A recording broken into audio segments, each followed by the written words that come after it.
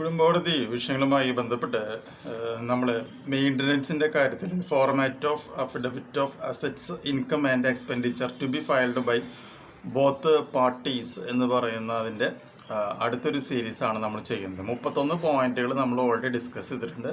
Link താഴെ description ബോക്സിൽ കൊടുക്കാം.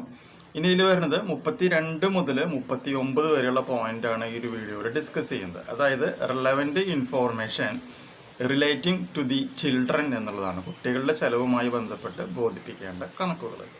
അപ്പോൾ 32ാമത്തെ പോയിന്റ് ഇതാണ്, children from the marriage with their name and age. നമ്മുടെ കുട്ടി അല്ലെങ്കിൽ കുട്ടികളുടെ പേരും അതുപോലെ തന്നെ വയസ്സും. 33, who has the custody of the minor children. Minor കുട്ടിയുടെ കസ്റ്റഡി ആരുടെ കയ്യിലാണ്? അച്ഛൻ്റെ കയ്യിലാണോ അമ്മയുടെ കയ്യിലാണോ? 34, name and address of school where the childrens are studying. അതായത് നമ്മുടെ കുട്ടികൾ പഠിക്കുന്ന സ്കൂളിൻ്റെ പേരും ആ സ്കൂളിൻ്റെ അഡ്രസ്സും.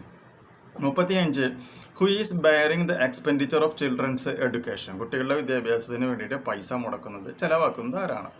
36, how much expenditure has been incurred on the children's maintenance and children's education from the date of separation till now.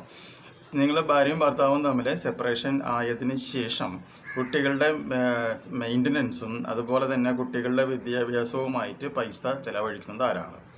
37, if the children are in custody of your spouse whether you have voluntarily paid or willing to pay the expenses for the children's maintenance and education. If so how much.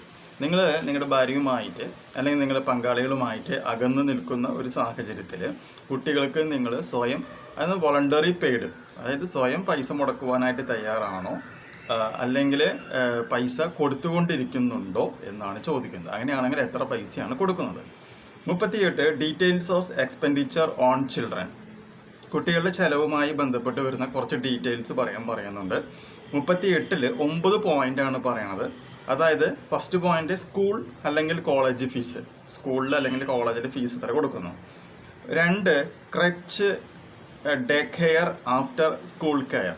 അതായത് day കെയറിലോ അല്ലെങ്കിൽ സ്കൂളിലൊക്കെ ആണെന്നുണ്ടെങ്കിൽ എത്ര പൈസ കൊടുക്കുന്നുണ്ട്?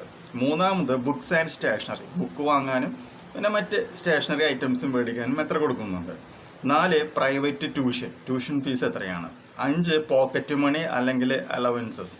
കുട്ടിക്ക് എന്തെങ്കിലും മിഠായി മേടിക്കാനോ കളിപ്പാട്ടങ്ങൾ മേടിക്കാനോ പോക്കറ്റ് മണിയോ അല്ലെങ്കിൽ മറ്റെന്തെങ്കിലും പൈസകൾ കൊടുക്കുന്നുണ്ടോ? 6, സ്പോർട്സിന് നിങ്ങൾ എത്ര തുക കൊടുക്കുന്നുണ്ട്?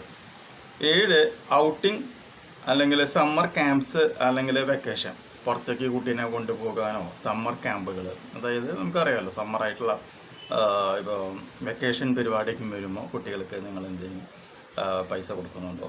8, എൻ്റർടൈൻമെൻറ്റ് എന്ന് വെച്ചിട്ടുണ്ടെങ്കിൽ സിനിമ കാണാനോ അല്ലെങ്കിൽ വിനോദയാത്ര പോകാനോ പൈസ. പിന്നെ 9, അതേഴ്സ്. വേറെ ഏതെങ്കിലും രീതിയിലുള്ള ചിലവുകൾ, ഡ്രസ്സ് അല്ലെങ്കിൽ അങ്ങനെയുള്ള എന്തെങ്കിലും വേണ്ടിയിട്ട് ചിലവഴിക്കുന്നുണ്ടോ? 30, total expenditure give monthly expenditure.